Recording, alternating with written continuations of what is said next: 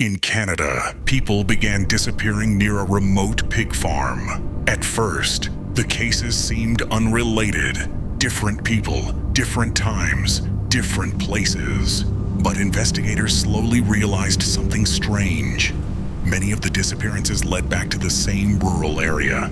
At the center of it all was a quiet farm, owned by a man named Robert Pickton. For years, rumors about the property spread through the community, but no one knew the truth.